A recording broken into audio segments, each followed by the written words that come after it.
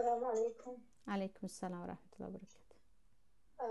معلم جان، یک سوال داشتم درباره هم تشتاب بود. تشتاب می نویسم کاغذچه که در درون آب می پرتوی میخری بود سوره قرآن نویسندگی و بعضی رنگی کد بر این یک قوس کردگی در روش رقم مثلا و گناه هست خواهرم. همون رقم و قوس گفته استادید که و بدین رابطه ندارد، یک نمود جادوگری هست و یگان خیلی به قرآن و بدین رابطه ندارد. نکنیدم نخورید هم از آن.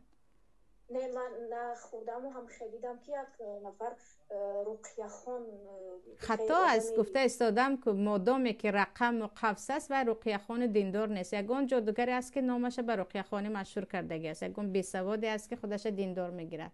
مادامی که قوس و رقمک ها هست وای آدم دیندار نیست. آدم شناس، آدم دیندار، آدم خواندگی در میشه نزدیک خیش ترکای دوماد بگه من میشوه بعد از سوره ها و نازل من القرآن ما و شفا همین نویسندگی آیات سوره الرحمن. خواهر زینب چی نویسندگی همین وای را شرط نگفتن. مادامی که قوس و رقم هست وای از شریعت نیست. کی نباشد هم کی نباشد هم قوس و رقم شما نویسانی و همون آیات بود که نمود آیات شما پیش نویسنده خودان درسته. شو خودتون نویسید خورید اگر قرآن نویسته توانید، لیکن خودتون به خوانده صوف کنید بهترش. قرآن به آب نویستن از عبدالله ابن عباس آمدگی است به زنهای حامله‌ای که در وقت تولد و در وقت درد زیاد باشد. خودتون مادامی که صحت و سلامتیت قرآن خوانده میتوانید شرط نیست قرآن نوشته نوشید. خودتون به خودتون صوف کنید.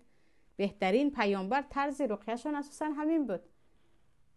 دعا میکردن به دستشون صوف میکردن به بدنشون میمالیدن. شرط نیست از یگان خوندگی ملا یگان کسی دیگر رفته بگید نوشته تی آب پرتفته من میخورم. این شرط نیست. یگان جامدگی نیست که این کارو کنید.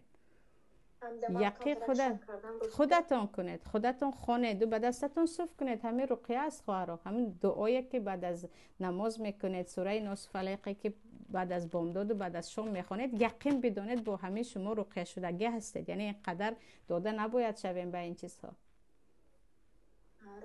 سلامت باشید. الله نگهبانتان باشد. برای شوهر است یک شناسمش با شوهر که خیلی شوهر کم خطاگی کنه زود میرنجم یک هفته دو هفته کتش گب نمیزنه. آیا این دگونه ما چی کنه هر دمی که کار نوز میکنه دورم که در پیشش مثل یک چنچوک پران اوره در گیرش دویده میگره. چند وقت شده از شوهر کردنش به؟ چند وقت شده از شوهر کرد؟ 3 سال شاید خاراکتر شوهرش همه خیلی باشد خواهرم. خیلی یعنی ارکه میگه ما ارکه زنها هم هستن ارکه مردها هم هستن. من نمیگم طلاق بگیرد. شاید خاراکتر است. به این خاراکتر عادت کند پروا نکند. هیچ پروا نکند. شاید 2-3 روز است به خود می آید به خود بیاید تا 2-3 روز بگون کار به خودش فایده دار مشغول شود. خواهرای زبان عربی بگید شکری الله درس میخونه قهر کرد. بگوید بعضی خاراکترش همین است خواهر مهری. مادامی که خاراکترت همین است تو 2-3 روز بخشیده نمیتوانی 2-3 روز به حالش بمانه زندگیش رو دوام دهد. آسان است بگیم جدا شود چی در کن. نه خواهرها هیچ جدا شدن رو پیش نگیرید. فکرم نکنید. خانه سازی آسان نیست. انشالله میبراید اما یعنی خاراکتر بعضی ها چه خیلی گفتم که همین گونه هست. به این نگاه کرده زندگی کنید و از پای دیگر چیز نشوید. و باز هم الحمدلله لطکم نمی کرده است فقط قهر کرده گپ نمی زده است. این هم یک نعمت است نسبت بعضی مردها.